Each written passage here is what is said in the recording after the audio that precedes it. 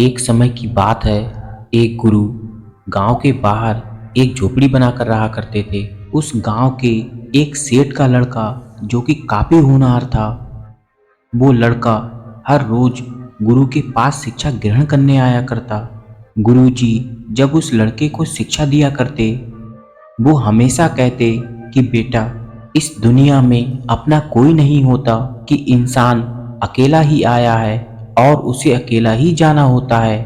वह गुरुजी अपने उस शिष्य को सत्य के मार्ग पर चलाना चाहते थे। वह चाहते थे कि उनका ये शिष्य उनके साथ ही रहे और उन्हीं से शिक्षा ग्रहण करके लोगों को धर्म का ज्ञान दे। लेकिन गुरुजी जब शिष्य से ये बात कहते तो शिष्य ये नहीं मानता। शिष्य कहता कि गुरुजी, मेरा परिवार मुझे बहुत प्रेम करता है और मैं उसे छोड़ नहीं सकता। यदि मैं अपने घर को छोड़कर आपके पास आ जाऊंगा तो मेरा परिवार जिंदा नहीं रह पाएगा। मेरा परिवार मेरे से जान से भी ज्यादा प्रेम करते हैं। गुरुजी ने अपने शिष्य को बहुत समझाया, लेकिन शिष्य ये नहीं समझा।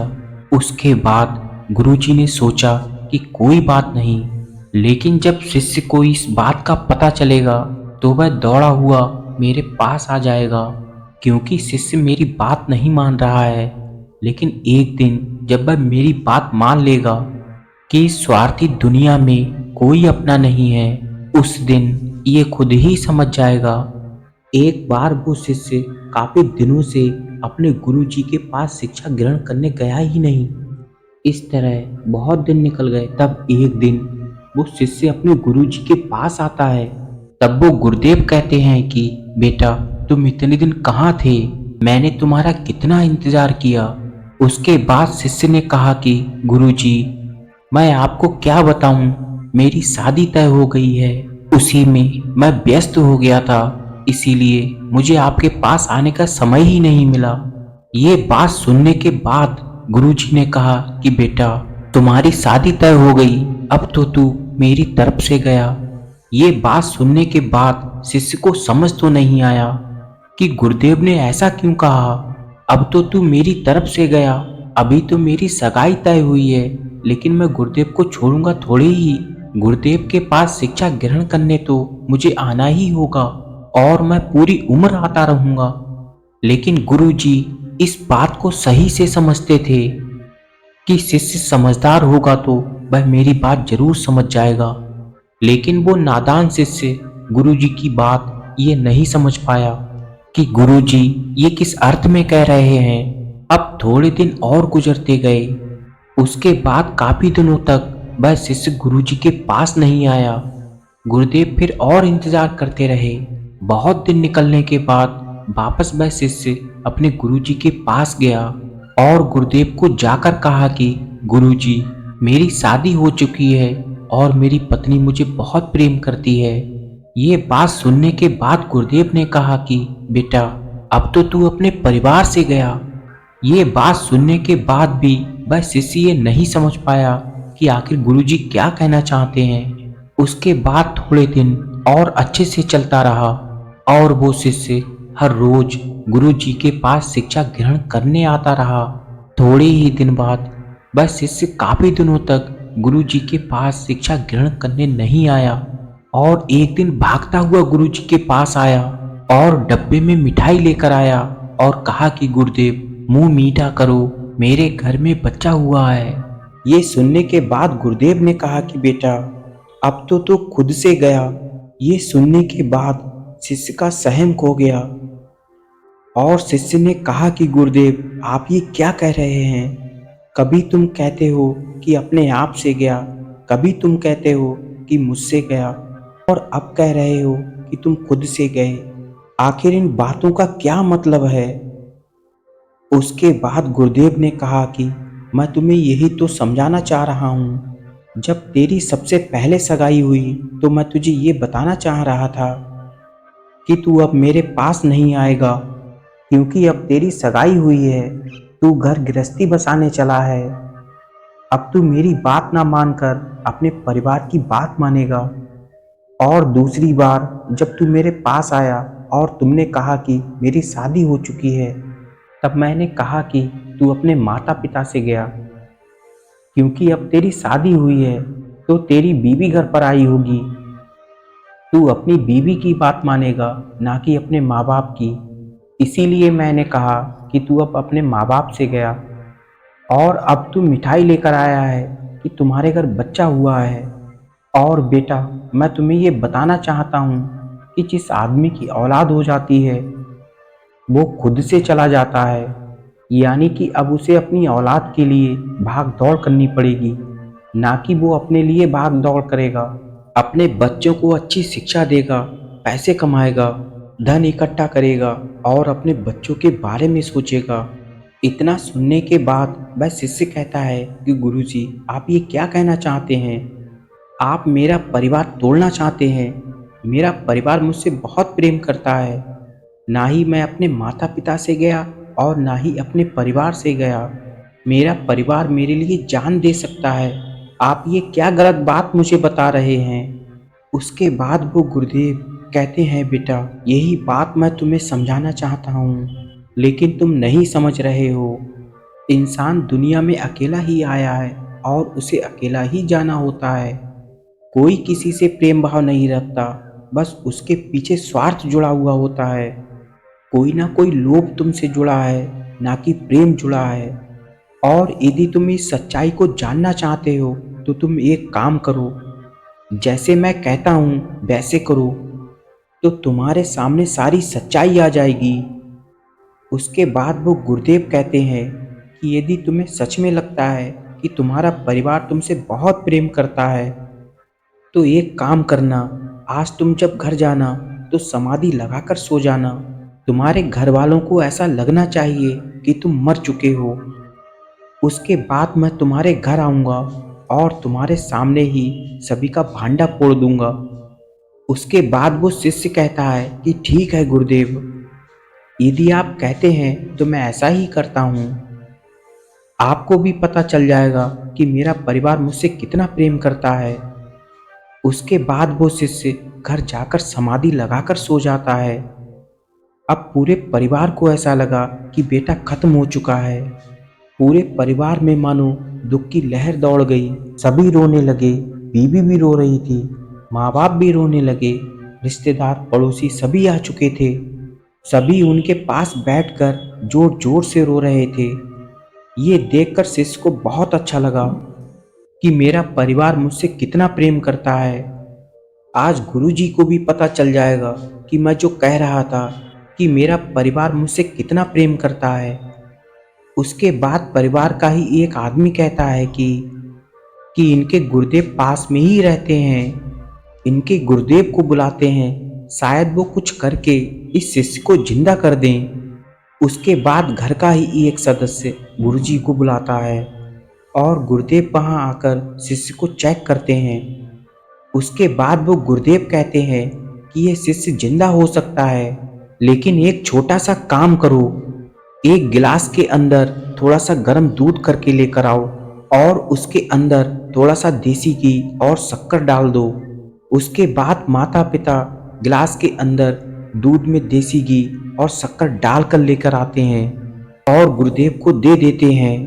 उधर गुरुदेव ऐसे ही झूठ मूठ का मंत्र पढ़ते हैं और उसके बाद कहते हैं कि आप यहाँ पर पूरा परिवार बैठे हो। अब जो बात मैं आप लोगों को बताने जा रहा हूँ उसको बहुत ही ध्यान से सुनना है। देखो, इस गिलास में मैंने एक मंत्र फूंका है। इस गिलास को जो कोई भी आदमी पिएगा वह मर जाएगा, लेकिन ये बच्चा खड़ा हो जाएगा और ये बच्चा जिंदा हो जाएगा। उसके बाद वो गुरुजी उस गिलास को उस शिष्य के सामने उनकी माताजी को देते हैं और कहते हैं कि माताजी, आप तो बूढ़े हो चुके हो, वैसे भी आप थोड़े दिनों बाद जाने वाले हो। आपके बेटे की तो जिंदगी अभी बहुत बाकी है, इसीलिए दूध आप पी लीजिए ताकि आपका बेटा जिंदा हो सके। उसके बाद वो शिष्य की माताजी कहती हैं कि गुरुदेव, आप ये क्या कहना चाहते हो? बेटा तो अपनी करनी पर गया है, यदि मैं चली जाऊंगी तो मेरे पति की देखभाल कौन करेगा? ये तो अभी बूढ़े हैं। नहीं नहीं गुरुदेव, मैं ऐसा काम नहीं कर सकती। भले ही वो मेरा बेटा था, लेकिन वो अपनी मौत गया है। भला मैं उसके पीछे कैसे जा सकती हूँ। ये बात जब शिष्य सुनता है तो शिष्य को ये सुन बड़ा दुख होता है। उसके बाद वो गुरुजी उस गिलास को लेकर उनके पिताजी के पास जाते हैं और कहते हैं कि पिताजी, आप तो बूढ़े हो चुके हैं, आपका बेटा तो अभी जवान है और जिंदा हो सकता है, और आपको तो वैसे ही थोड़े दिन में जाना है, ये दूध आप पी लीजिए। उसके बाद वो शिष्य के पिताजी कहते हैं कि गुरुजी, आप ये कैसी बात कर रहे हैं, मुझे तो अभी बहुत काम करना है, मुझे बेटों का बंटवारा करना है, अभी तो मैंने दान पुण्य भी नहीं किया। सच में यदि देखा जाए तो मैंने अभी जीवन जिया ही नहीं, अभी बुढ़ापे में मेरा सुख आया है। बेटा तो भला गया तो गया, मैं अपने बेटे के पीछे नहीं मर सकता। ये बात सुनकर शिष्य को बड़ा ही दुख होता है। उसके बाद वो गुरुजी उस गिलास को लेकर उनकी पत्नी के पास जाते हैं, क्योंकि वो बहुत विलाप कर रही होती है, क्योंकि पत्नी कह रही होती है कि भगवान, आपने ये क्या कर दिया, इसकी जगह यदि आप मुझे ले जाते तो कितना अच्छा होता। उसके बाद वो गुरुदेव उस गिलास को पत्नी को देकर कहते हैं कि बेटा, आप तो पतिव्रता हो, आप इस गिलास को पी लो, उसके बाद तुम्हारा पति जीवित हो जाएगा और आसपास के एरिया में ये बात फैल जाएगी कि एक पत्नी ने अपने पति को जीवित करने के लिए अपने प्राणों की न्यौछावर कर दी।